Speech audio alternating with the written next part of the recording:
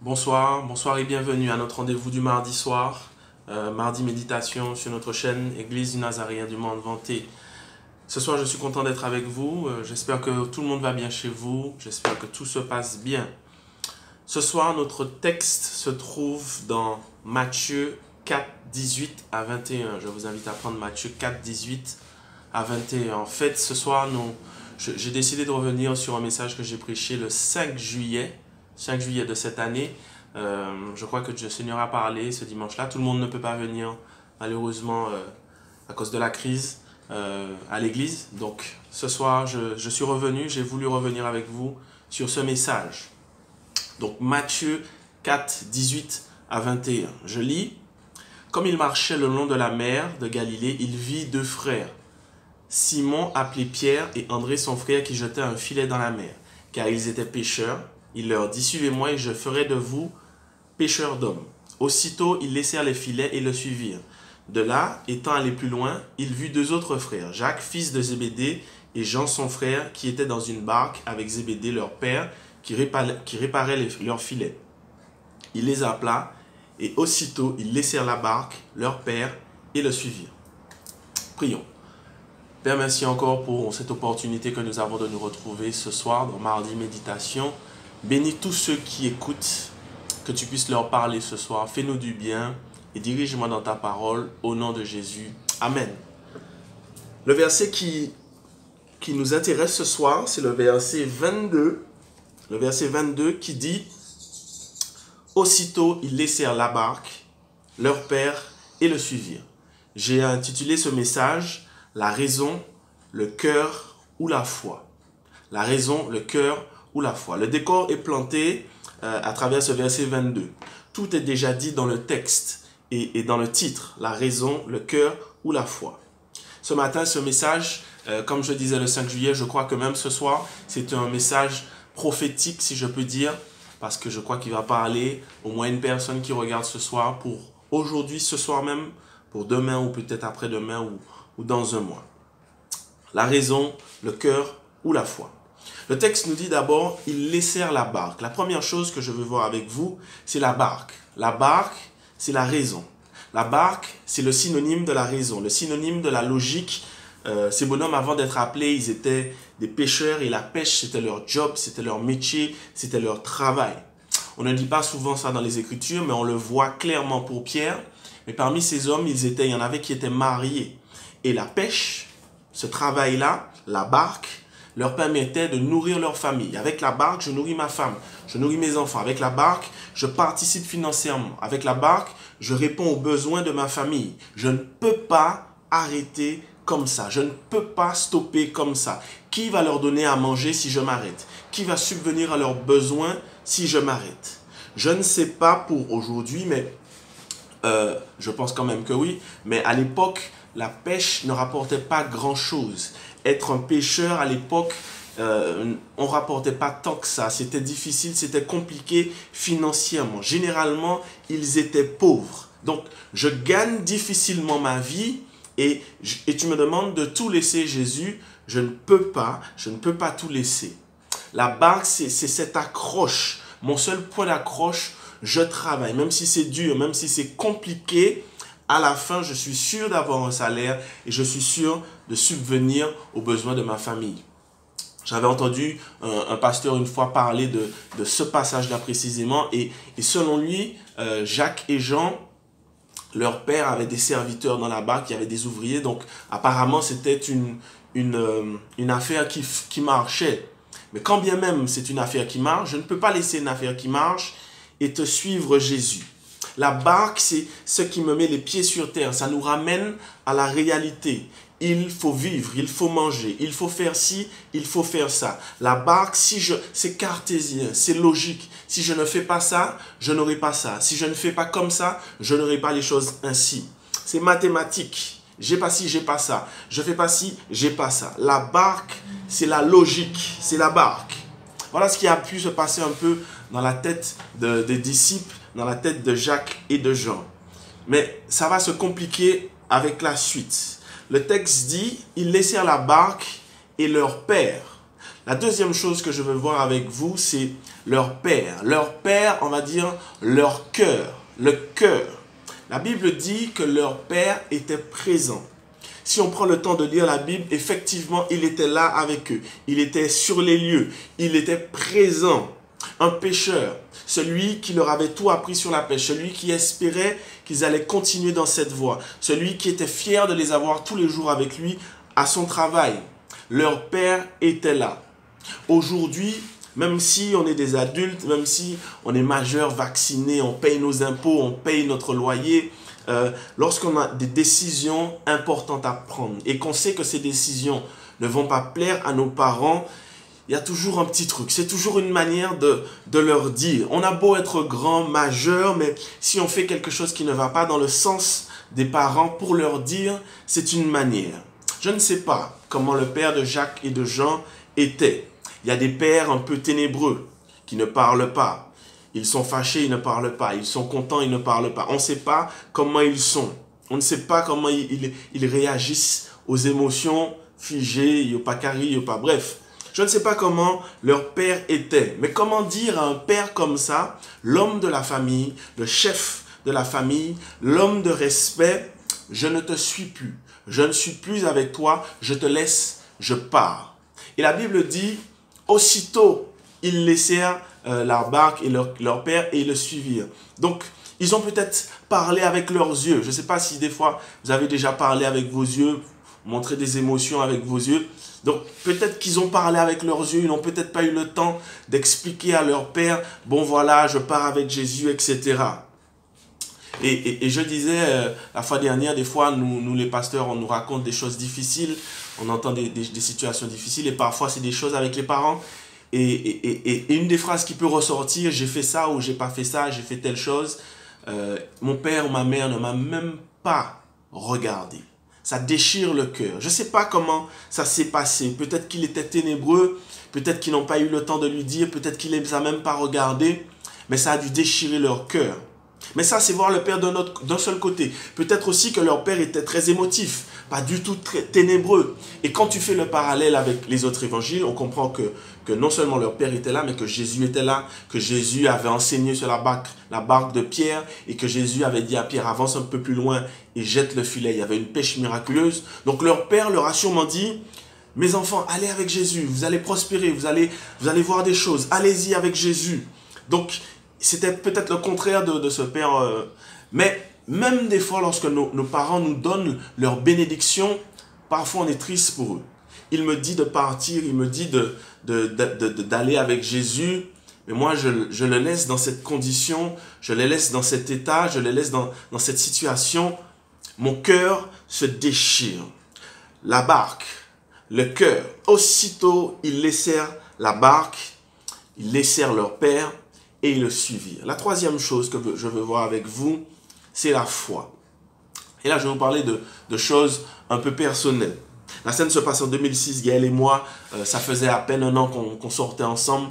Et quand je dis sortir ensemble, c'est se fréquenter ensemble, mais c'est dans le respect des choses, je dis bien, c'est possible. Pas de sexe avant le mariage, c'était notre situation. Donc, il y a à peine un an qu'on se fréquentait, les sentiments étaient là, et le Seigneur me rappelle son appel. Il me dit, David, alors, on fait quoi? Tu fais quoi? J'ai dû prendre le temps avec lui, prier, jeûner, chercher sa volonté. Et bam, il a confirmé, il a parlé. C'est le moment, tu dois partir à Trinidad, parce que nous avons une université à Trinidad théologique. Donc il me dit, tu dois partir, aller à CNC et tu seras un serviteur. Pour tout vous dire, lorsque j'ai eu la confirmation de Dieu, c'était une joie, c'est un sentiment de joie parce que c'est vrai que je savais, moi, depuis tout petit, j'ai jamais entendu de voix de Dieu qui me dit, oui, tu vas être pasteur. Mais j'ai toujours su au fond de moi que je devais être pasteur. Donc là, ça a été la confirmation. Donc d'un côté, c'était la joie, par étudier. Mais de l'autre côté, c'était compliqué. Précisément, la scène se passe à Lens-Figuier. On n'était pas venu prendre un bain de mer, on était juste en train de se promener. Il y a un petit espace vert, il y a une balançoire. Je ne sais pas s'il y a ça toujours. Mais ce jour-là, j'ai dit à Gaël, voilà, il faut que je parte. Dieu m'a demandé de partir pour étudier. Gaël, mon épouse, aujourd'hui c'est mon épouse, mais à l'époque, elle n'a pas compris tout de suite. J'ai dû lui expliquer. Et quand elle a compris, j'ai vu son cœur se déchirer. Son cœur s'est déchiré. Voyant son cœur se déchirer, mon cœur à moi s'est déchiré. Et ce jour-là, on a pleuré. Ça n'a pas été facile de choisir. En fait, la balance du côté du cœur était plus lourde que la balance du côté de la foi. Et même la balance de la raison, parce que à cette époque, j'étais surveillant. J'avais une vie, je travaillais, j'avais ma voiture, j'étais étudiant en comptabilité. Ma vie était ici en Martinique. J'étais responsable de la JNI, de la jeunesse dans notre église à Gaudissart, celle qui est à Gaudissart. Donc ma vie était ici, les choses étaient ici. Tu veux que je sois pasteur, Seigneur mon Dieu, mais je vis ici, comment je vais faire? Je n'ai pas d'argent, mes parents n'ont pas d'argent. Comment je vais faire pour partir dans un pays que je ne connais pas? La logique, c'est que je reste ici. Je peux prendre des cours à distance et je peux prêcher de temps en temps, intervenir dans des églises. C'est plus raisonnable que de partir. Donc, le côté de la balance du cœur et de la raison était plus lourd que celui de la foi. On connaît bien le dicton de Blaise Pascal. C'est pas un dicton, c'est vraiment ce qu'il a dit. Le cœur a ses raisons que la raison ne connaît pas. Mais à ce stade, moi, je pouvais dire le cœur a ses raisons que la raison ne comprend pas, mais que la raison comprend du moins, mais la foi ne comprend pas du tout, du tout, du tout, du tout. Seigneur, pourquoi maintenant? Mais plus je posais cette question à Dieu, plus je comprenais que même si ça paraît illogique, sans raison, de la folie de croire qu'une relation à longue distance peut durer. Même si le côté de la balance du cœur et de la raison était plus lourd, je savais que je devais choisir la foi. Parce que même si la raison et le cœur m'offraient tout de suite un avenir, tout de suite un bonheur, et demain matin un éventuel bonheur heureux, mariage et tout ça, ma foi, dans le fond, je savais que ma foi était la seule qui pouvait m'assurer assurément un avenir. La Bible dit, le juste vivra par la foi. Le juste, celui que Jésus a sauvé, celui que Jésus a justifié. Lui, il vivra par la foi. Malheureusement, en 2020, aujourd'hui, beaucoup de chrétiens ne préfèrent pas vivre par la foi, mais ils préfèrent vivre par la raison et par leur cœur, et non par la foi. Mais le juste vivra par la foi. La foi emprunte un chemin que personne ne comprend. Ni la raison, ni le cœur ne comprend. Mais seul Dieu comprend. Seul Dieu, pas toi. Seul Dieu comprend. Tu ne vas peut-être pas comprendre pourquoi Dieu te demande certaines choses. Mais lui, il sait. Tu ne vas peut-être pas comprendre pourquoi Dieu te demande de passer par ce chemin-là. Mais lui, il sait. Tu ne vas peut-être pas comprendre pourquoi Dieu te demande de prendre cette direction-là. Alors que une en face de toi est beaucoup plus simple. Mais lui, il sait. Lui, il sait. Pourquoi je dois passer par là? C'est lui, il sait. Pourquoi je dois prendre cette complication? Lui, il sait. Pourquoi je dois arrêter de faire ça? Lui, il sait. Pourquoi je dois arrêter de fréquenter cette personne-là? Elle n'est pas méchante. Elle est gentille quand même. Lui, il sait. Pierre, Jacques, André, Jean ont choisi la foi plutôt que leur cœur et la raison. Mais imagine un peu, parce que tout est question de libre arbitre, imagine un peu qu'ils avaient préféré le cœur et la raison. Surtout concernant Jean, on n'aurait jamais eu Jean 3,16. Parce que c'est Jean qui a écrit l'évangile de Jean. Jean 3,16, car Dieu a tant aimé le monde qu'il a donné son Fils unique, afin que quiconque croit en lui ne périsse point, mais qu'il ait la vie éternelle. On n'aurait pas eu Jean 3,16. On n'aurait pas eu les 7 je suis. Je suis le chemin, la vérité. Je suis la porte. Je suis la résurrection. Je suis le bon berger. Je suis le vrai cep. On n'aurait pas eu les 7 je suis. On n'aurait pas eu le livre de l'Apocalypse. Parce que c'est Jean qui a écrit le livre de l'Apocalypse. Donc Dieu savait que Jacques et Jean devaient suivre la foi. Il savait ce que ça allait donner plus tard. Il sait ce que ça va donner. Il sait ce que ta vie va donner si tu choisis la foi maintenant. Ce matin, ou plutôt ce soir, Dieu te dit de choisir la foi. Même si la raison semble plus forte, choisis la foi. Même si le cœur semble plus fort, choisis la foi. Choisis la foi. Choisis la foi. Regarde bien. Comprends bien que la foi, pas la foi plutôt, le cœur et la raison sont dans du domaine de la chair. Notre chair. Et si tu prends les 3 dernières décisions que tu as prises avec ta chair, et que tu regardes les conséquences. Et si tu prends les 3 dernières décisions que tu as prises avec la foi, avec l'Esprit de Dieu, regarde les conséquences, tu vas voir la différence. La chair nous met en bêtise. Voilà pourquoi Paul va dire plus tard, je ne sais pas qu'est-ce que je dois faire, si je dois quitter cette tente, ce corps, cette chair pour rencontrer le Seigneur, ou si je dois rester pour vous enseigner. Mais ce n'est pas lui qui choisit, c'est Dieu qui choisit. Mais en tout cas, on peut comprendre, la chair nous met en bêtise. Combien de fois la Bible nous met en garde par rapport à la chair? Combien de fois la chair t'a mis en bêtise? Je vais vous dire quelque chose. À partir du moment où tu réfléchis, il nous faut réfléchir.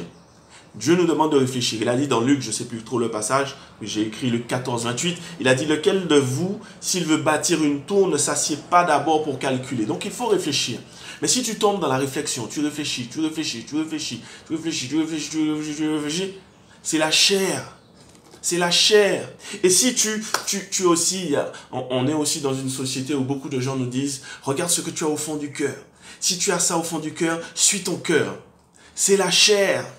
Moi, je te dis ce soir, suis la foi. Suis la foi. La chair nous met en bêtise. Trop souvent, la chair nous met en bêtise. Si en 2006, j'avais choisi le cœur et la raison, je ne serais peut-être pas serviteur de Dieu aujourd'hui. Je ne serais peut-être pas marié avec Gaël. Je serais peut-être resté avec Gaël un moment, mais par la suite, peut-être que je l'aurais laissé. J'aurais peut-être pas mon fils aujourd'hui. Mais béni soit l'Éternel, j'ai choisi la foi. Ce soir, Dieu te demande de choisir la foi. Je ne sais pas si c'est ce soir, je ne sais pas si c'est demain, si c'est dans 2 mois, dans 3 mois. Choisis la foi. La foi est le seul élément que le cœur et la raison ne maîtrisent pas, mais que Dieu maîtrise parfaitement pour te donner un avenir. Choisis la foi. Si tu es là ce soir, si tu es un enfant de Dieu, c'est parce qu'au début, tu as choisi la foi. Continue de choisir la foi. Si le chemin est compliqué, si le chemin te paraît long, difficile, continue de choisir la foi. Si depuis des années tu attends, rien n'a changé, continue de choisir la foi. Ce soir, Dieu te demande de continuer de choisir la foi. Si tu choisis la foi, Dieu va te récompenser au bon moment. Il n'est jamais en retard, il n'est jamais trop à l'avance. Il est parfait. Relève la tête et continue de choisir la foi. Ça n'empêche pas que tu réfléchisses, mais continue de choisir la foi. La dernière chose que je veux partager avec vous, et je conclus, le verset nous dit « Aussitôt ». Aussitôt, ils laissèrent la barque et le père et le suivirent. C'est là notre grand travail, c'est là ton grand travail. Aussitôt, je choisis la foi. Écoute bien. Certaines situations demandent et réclament une prise de position de foi tout de suite. Je reprends pour toi. Certaines situations demandent et réclament une prise de position de foi tout de suite. 2 Corinthiens 10, 5 nous dit « Nous renversons les raisonnements et toute hauteur qui s'élève contre la connaissance de Dieu et nous amenons captive toute pensée à l'obéissance de Jésus-Christ. » Certains moments, il faut tout de suite, boum. Il ne faut pas tomber dans est-ce que le diagnostic, le docteur te dit quelque chose, le banquier te dit quelque chose, le conseiller te dit quelqu'un te dit quelque chose, boum. Je renverse ces choses par la foi. Je choisis la foi. Au nom de Jésus, ce ne sera pas comme ça. Au nom de Jésus, ça ne va pas se terminer comme ça. Au nom de Jésus, ça ne va pas arriver comme ça. Je fais confiance à Jésus-Christ. Vous savez, je suis un fan de Stéphane Plaza. J'aime beaucoup ses émissions d'immobilier. Et l'une des choses qu'il aime dire dans ses émissions, c'est qu'il te dit que, bon, je n'ai pas les termes exacts, mais qu'un visiteur, l'achat d'une maison se fait dans les premières secondes. Dès que le visiteur arrive dans les maisons, dans la première seconde, l'achat se décide. Eh bien, certaines victoires, dans les premières secondes, tu vas les avoir si tu renverses les choses par la foi, si tu coupes les choses par la foi, si tu choisis de prendre les choses par la foi. C'est là mon encouragement ce soir. Combat par la foi, choisis la foi, reste dans la foi, ramène les pensées captives à l'obéissance de Jésus-Christ et tu verras, tu auras la victoire. Garde la foi. Amen. Prions ensemble. Père éternel, Dieu Tout-Puissant, Dieu 3 fois Saint. Nous vivons parfois des choses compliquées dans notre vie, des moments où nous pouvons nous poser des questions, si tu es vraiment là, si tu entends nos prières, si tu es fidèle, si tu es vraiment bon. Mais ce soir, nous prenons la décision de choisir la foi, quand bien même ce serait compliqué, quand bien même ce serait difficile, quand bien même ce serait sans issue. Ce soir, nous choisissons la foi. Et je te prie particulièrement pour celui ou celle qui va se trouver à une croisée, à la croisée de sa vie, où il y aura un choix à faire entre le cœur, la foi et la raison. Fortifie-le, touche-le, oins-le de ton autorité de foi, afin qu'il puisse te choisir, parce que tu assures un avenir, le meilleur avenir pour celui qui met ta confiance en toi. Sois béni Père, bénis tes enfants, bénis tous ceux qui nous regardent, dans le nom de Jésus-Christ. Amen. Que le Seigneur vous bénisse et je vous dis rendez-vous à mardi prochain. Que Dieu vous bénisse. À bientôt. Allez, bye. Je vous aime.